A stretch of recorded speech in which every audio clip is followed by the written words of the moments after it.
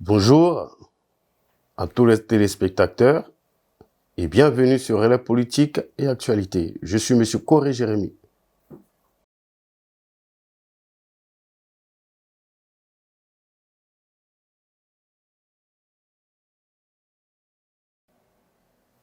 Quant au retour du président Laurent Gbagbo au 17 juin 2021, à savoir si cela est possible ou si cela n'est pas possible, je pense bien que la question ne se pose plus. Elle ne se pose plus puisque il avait été dit auparavant, au préalable, que le président Laurent Gbagbo devait rentrer dans son pays. Cela a été mentionné plusieurs fois, cela a été annoncé plusieurs fois, mais jamais on n'avait eu de date. Il y avait des négociations en cours, il y avait des plaintes du camp du président Laurent Gbagbo sur le fait que les choses traînaient. Il y avait le camp du président Ouattara qui, eux, se justifiaient sur le pourquoi les choses prenaient du temps.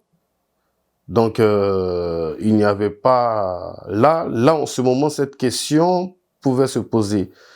Mais au jour d'aujourd'hui, on voit tous bien que le président Laurent Gbagbo rentrera dans son pays, puisqu'il y a une date qui a été donnée, qui est le 17 juin 2021. Je pense que cette date a été donnée à la suite des négociations, à la suite des pourparlers qu'il y a eu entre les deux camps. Et on a aussi vu le président Alassane Dramane Ouattara qui aussi avait pris cette résolution de recevoir le président Laurent Gbagbo et son ministre Charles Blé Goudé et qu'ils étaient libres de rentrer chez eux. Donc je pense que la question ne se pose plus de savoir s'il est possible que le président Laurent Gbagbo rentre dans son pays. Voilà, si on doit plutôt demander dans quelles conditions entre le président Laurent Gbagbo, dans quelles conditions est-ce qu'il rentre dans son pays? Parce qu'il est certain qu'il rentrera dans son pays. Voilà, c'est tout ce que je peux vous dire pour l'instant. Donc c'est une chose possible, oui, c'est une chose possible, faisable et déjà faite. Voilà, elle est là, le programme il est lancé, il est en place. Donc oui, le président Laurent Gbagbo rentrera dans son pays le 17 juin 2021. Voilà.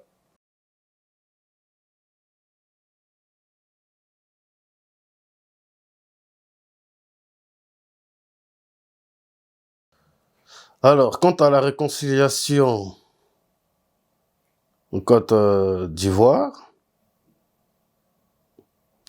d'abord, il faut souligner une chose, c'est que, avec ou sans réconciliation,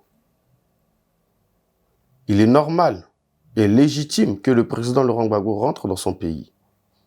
Parce que c'est chez lui. Le président Laurent Gbagbo n'a pas de double nationalité. Il n'est pas français, il n'est pas russe, il n'est pas italien, il n'est pas suédois, il n'est pas ukrainien. Il est ivoirien. Voilà, de père, de mère et de terre. Donc c'est son pays. Alors, avec ou sans réconciliation, il est déjà normal et légitime qu'il rentre dans son pays.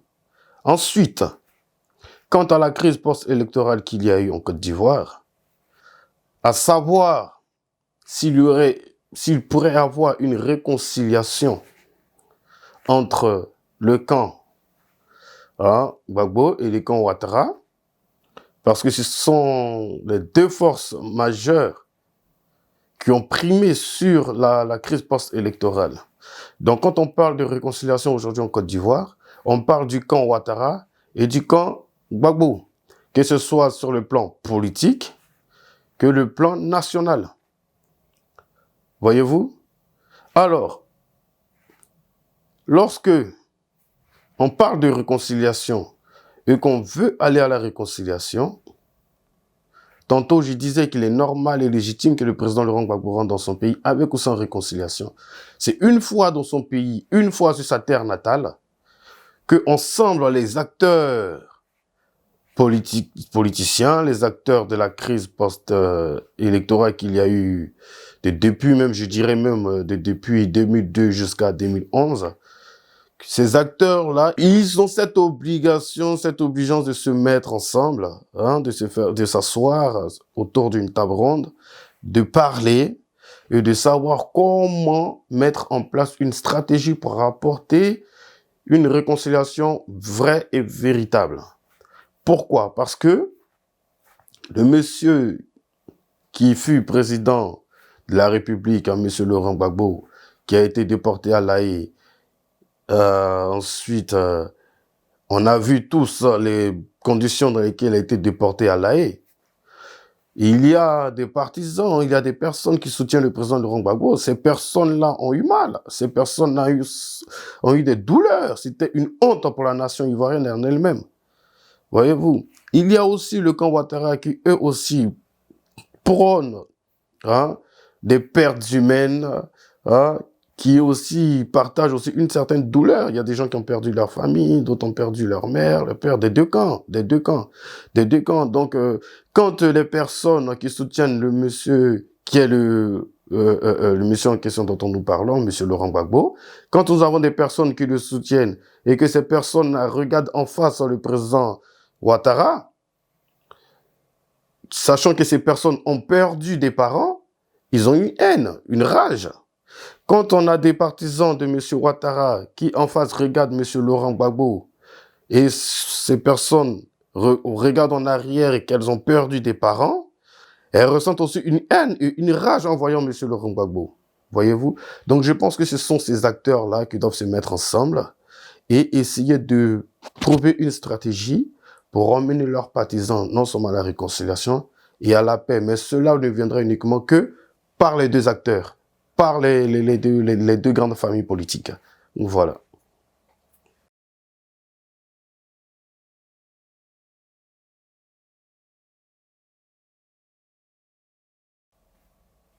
Moi, je ne vois pas l'handicap. Je ne vois pas l'handicap. Puisque le président lui-même, Ouattara, a ouvert les portes, il a ouvert les bras. Le RHDP a ouvert les portes au président Laurent Gbagbo et à son ministre Charles Goudé. Donc, je ne vois pas l'handicap, je ne vois pas où pourrait être un problème que Charles Goudé entre avec son père adoptif. Je ne vois pas où le problème. Donc, c'est pas une question qui doit susciter comment on appelle, des réflexions à long terme ou des réflexions qui peuvent même apporter des crises d'AVC inutiles, puisque le monsieur a été déporté à La Haye avec son père adoptif. Ils ont été acquittés ensemble. Le président Alassane Ouattara prend une décision, décide d'ouvrir la porte de la Côte d'Ivoire à ses frères, enfin à son frère et à son fils, mais Charles Goudé est libre de rentrer en Côte d'Ivoire avec le président Laurent Gbagbo. Donc je ne vois pas où est l'handicap. Oui, Charles Goudé peut vraiment rentrer en Côte d'Ivoire avec le président Laurent Gbagbo. Je ne vois pas le problème. Et encore, si on aurait posé cette question, si on m'aurait dit que c'était le ministre Charles Goudé qui rentrait en Côte d'Ivoire et que le président Laurent Gbagbo était en retrait, qu'on posait cette question, là, il y aurait pu avoir une certaine réponse. Parce que la personne qui pèse, la personne de Laurent Gbagbo, voilà, en Côte d'Ivoire, on sait qui est Laurent Gbagbo. On comprend, on sait qui est Laurent Gbagbo. Donc, on peut se dire que la bête noire ou bien l'épine du RHDP, c'est monsieur Laurent Gbagbo. Donc, s'il y a une personne peut-être à bloquer à l'exil ou bien empêcher de rentrer en Côte d'Ivoire, ce n'est pas Charles Blé Goudé, c'est le président Laurent Gbagbo. Donc, si la personne qu'on pourrait bloquer ou qu'on devrait bloquer pour empêcher certaines choses dans notre maison, dans notre famille, on autorise cette personne à rentrer, je ne vois pas pourquoi est-ce que la personne qui n'est pas un danger ne pourrait pas rentrer. Donc oui, Charles Goudé peut rentrer en Côte d'Ivoire.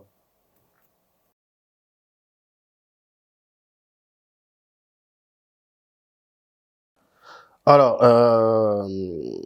cette question fait surface plusieurs fois. Cette question fait surface plusieurs fois dans les médias, sur des plateaux télé, à la radio, dans les interviews et autres. Retenons que nous avons deux différents procès. Nous avons deux différents procès. Il y a eu le procès de la Cour pénale internationale, qui s'est bien terminé pour le président Laurent Gbagbo et le ministre Charles Blé Goudé. Mais il y a aussi un autre procès qui est la case, entre guillemets, je mets entre guillemets, parce que, voilà, on sait tous à peu près hein, la machination de ce procès. Mais, n'empêche que ce sont deux procès différents. Le procès de la Cour pénale internationale, je ne suis pas juge, je ne donne que mon point de vue. Mais le procès de la Cour pénale internationale n'a rien à voir avec celui de la Côte d'Ivoire. Ce sont deux dossiers différents. Un, il s'agit d'un, si on peut le dire comme ça, d'un braquage, et de l'autre, il s'agit d'un crime hein, contre l'humanité. D'accord? Ils ont été acquittés pour ce dossier de crime contre l'humanité.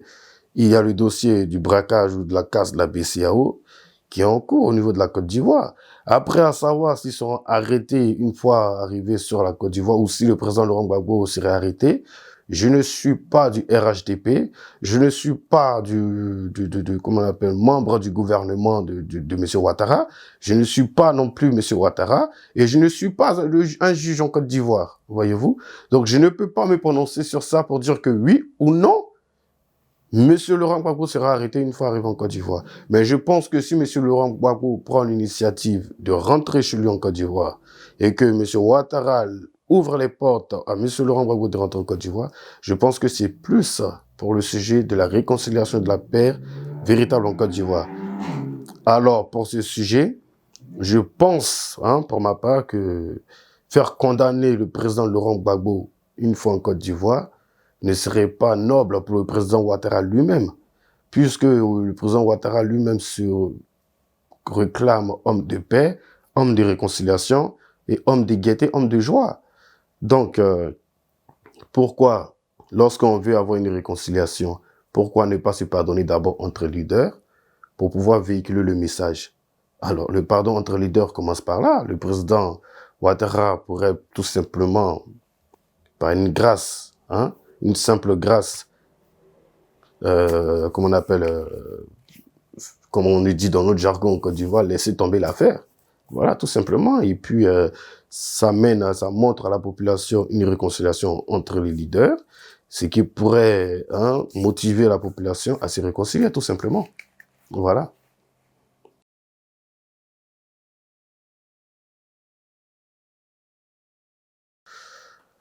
Alors, M. Isiaka Diaby, responsable des victimes, de quelle victime exactement parlons-nous?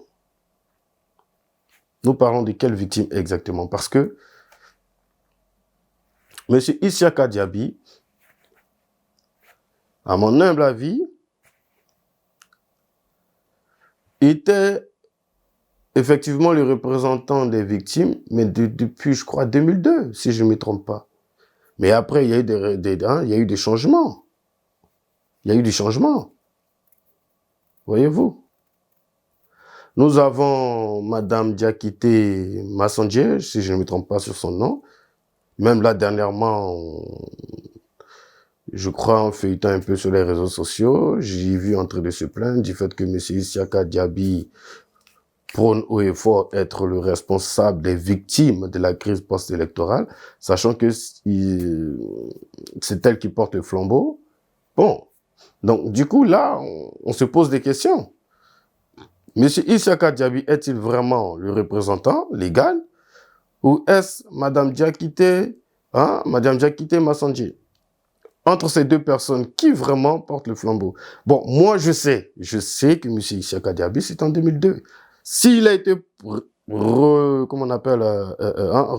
repositionné à ce poste en 2010 ou en 2011, je ne sais pas.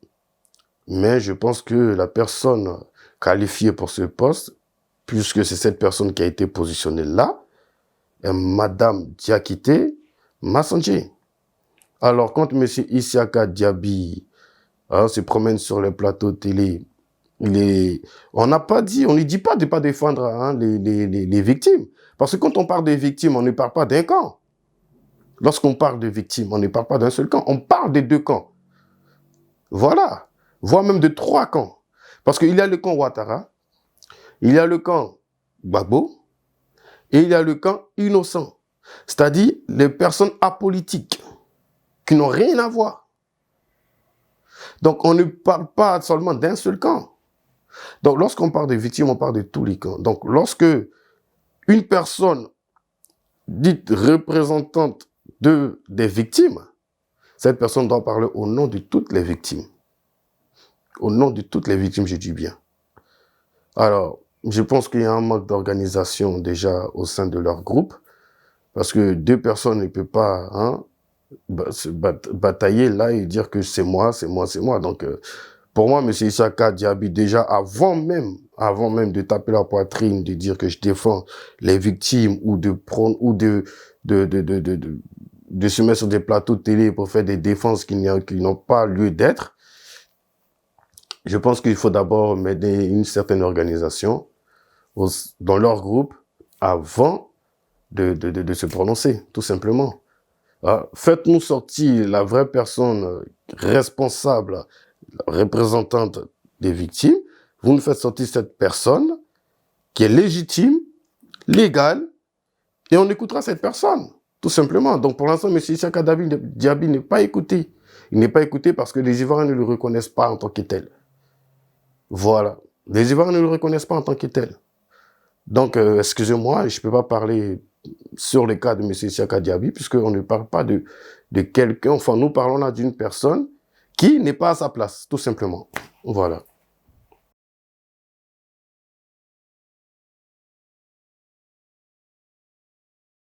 Moi, je dirais échec total. Voilà. Échec total parce que la désobéissance civile porte son nom, voyez-vous. Lorsqu'on fait une désobéissance civile, pour ceux même qui lancent le mot d'ordre, pour encourager la population, parce que la Côte d'Ivoire sort d'une crise post-électorale plutôt. Et cette crise a provoqué, suscité une certaine frayeur. Même les personnes les plus vaillantes, les personnes les plus courageuses, ont une certaine frayeur en elles. Alors, pour faire sortir ces personnes de leur frayeur, les ramener au courage dont elles ont déjà fait preuve, je pense qu'il faut encourager ces personnes. Mais comment? Ces leaders politiques qui ont organisé cette désobéissance civile, mais devaient se retrouver dans la rue, avec la population. Moi, je me souviens, lorsque le président Gbagbo luttait pour le multipartisme, il était dehors, le président. Il était dehors avec ses hommes. Avec ses hommes. Au milieu de la jeunesse, des étudiants. Le président Gbagbo était dehors. Ça motive. Ça motive. Alors, quand on donne des mots d'ordre et qu'on s'assoit dans sa résidence ou dans son bureau pendant que les enfants d'autrui se font décapiter et que nos enfants à nous qui donnons les mots d'ordre sont en Europe en train de boire du champagne, fumer des cigares, la cette désobéissance civile n'ira nulle part. Et en plus, figurez-vous, l'opposition lance une désobéissance civile sous prétexte que le président Ouattara aurait violé la Constitution. Ok, il est vrai que le président Ouattara a violé la Constitution. Mais lorsqu'à côté de cette désobéissance civile, on crée la CNT, Comité national de transition, on est aussi en violation de la Constitution. Parce que lorsqu'on crée une CNT à côté, mais écoutez, M. Ouattara aurait pu poursuivre ces personnes pour tentative de coup d'État. Eh bien oui, parce que lorsque vous dites que vous ne reconnaissez pas M. Ouattara comme président, mais il y a un ministre, il y a le Premier ministre qui est là, il y avait le vice-président, il y a le Premier ministre, il y a le président de l'Assemblée nationale. Ok, en ce moment, le président de l'Assemblée nationale avait démissionné, le poste de vice-président était vacant, alors la personne qui est reconnue comme occupant du poste de la magistrature suprême ne devait être que M. Ahmed Bakayoko. Alors, l'opposition devait juste se référer, ne pas reconnaître tout simplement le pouvoir de M. Ouattara et se référer à M. Ahmed Bakayoko. Je pense que et se mettre dans la rue avec la population, tous les jours, jour et nuit, sans cesse, sans relâcher, la désobéissance civile aurait réussi. Mais dans les conditions dont les choses sont passées, faire des négociations avec le président Ouattara, c'est reconnaître déjà qu'il est le président, puisqu'on reconnaît son pouvoir en faisant des négociations avec lui. Faire des CNT, c'est aussi violer la Constitution. Prendre un seul jour dans la semaine, qui est le lundi, pour marcher, bah, écoutez, vous marchez à 10h, vous finissez à 14h. Moi, j'attends tout simplement. J'attends tout simplement si je dois vaquer à mes occupations. J'attends qu'à 14h, vous finissez que je vaque à mes occupations. Donc, ça ne gênait en rien dans la société en elle-même, dans la Côte d'Ivoire. Donc, oui, la désobéissance civile, dansée par l'opposition, était un échec total. Voilà.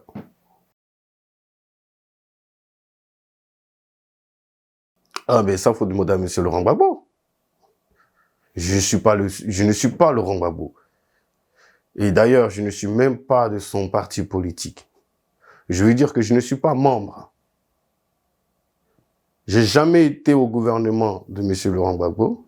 Avant, pendant et après la crise post-électorale, j'ai jamais été au gouvernement de M. Laurent Gbagbo. Il ne me connaît même pas. Voyez-vous? Même ses partisans du RPI ne me connaissent même pas. Je n'échange avec aucun d'entre eux. Voilà. Par liaison, quelques contacts. Voilà. Tout simplement, moi, je suis du FTPCI, dont le président est M. Hervé Djedje. Je ne suis pas M. Laurent Gbagbo. Donc, il n'y a que M. Laurent Gbagbo qui peut répondre à cette question.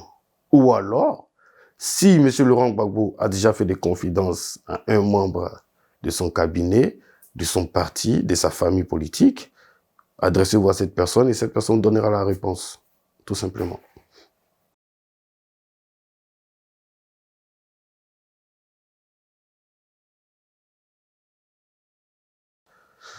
Alors déjà pour être clair, que M. Laurent Gbagbo entre en catimini ou en fanfare, l'essentiel, c'est qu'il rentre déjà. Ça, c'est un point. Maintenant, quand on voit M. Big Togo demander à ce que M. Laurent Gbagbo entre en catimini, je suis désolé. En 2003, nous avons vu l'entrée de M. Ouattara. Nous ne sommes pas morts, nous sommes encore vivants, nous sommes témoins. M. Ouattara, M. Big Togo lui-même était à l'aéroport. Et les vidéos sont encore là sur les réseaux sociaux. La première personne qui a salué M. Ouattara lorsqu'il est arrivé, paix à son âme, le ministre Amadou Gon Coulibaly. Il y avait même Tine Brahima, M. Tine Brahima plutôt, qui était à l'aéroport. Il y avait tout un cortège. Il y avait même un car où des jeunes étaient à l'intérieur, au-dessus, en dessous, etc. Il y avait du monde. M. Ouattara a été reçu. M. Ouattara est rentré en fanfare en Côte d'Ivoire de son exil. Alors, pourquoi est-ce que M. Gbagbo rentrerait-il en Côte d'Ivoire par catimini? On nous dira parce que M. Ouattara n'est pas allé sous une crise post-électorale. Mais je suis désolé. Je suis désolé.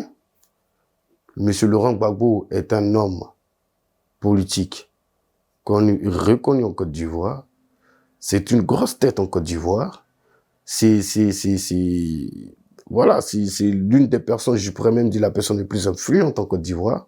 Cette personne ne peut pas rentrer en catimini. Mais j'insiste, je le dis et je le redis, Monsieur Laurent Gbagbo, qu'il rentre en fanfare ou en catimini en Côte d'Ivoire, l'essentiel est qu'il soit dans son pays. Voilà.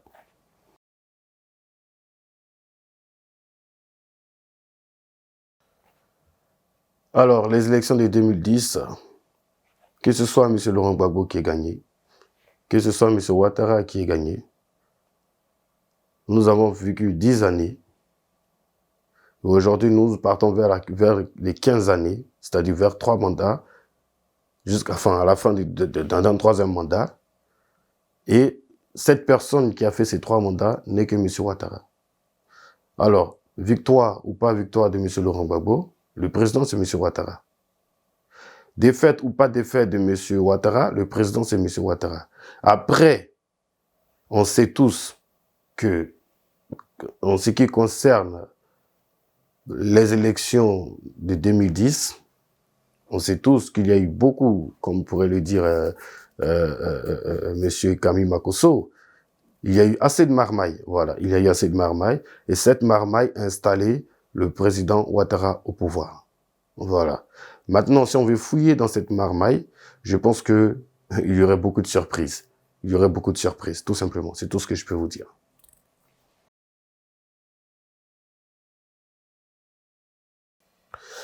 Alors, tout simplement, je compte dire à toute la population ivoirienne, à la jeunesse ivoirienne, puisque je suis aussi jeune, c'est d'oublier M. Gbagbo, M. Ouattara, Blé Goudé, enfin, ces ministres qui sont décédés, etc., etc., et de penser uniquement qu'à la Côte d'Ivoire, au bien de la Côte d'Ivoire, à la bonne santé de la Côte d'Ivoire. Une Côte d'Ivoire unie sera toujours forte. Une Côte d'Ivoire désunie sera faible. La Côte d'Ivoire, c'est votre pays. À part la Côte d'Ivoire, vous n'en avez pas d'autre. Même si vous avez le temps de passer des séjours ou des années dans d'autres pays, la Côte d'Ivoire sera toujours votre pays.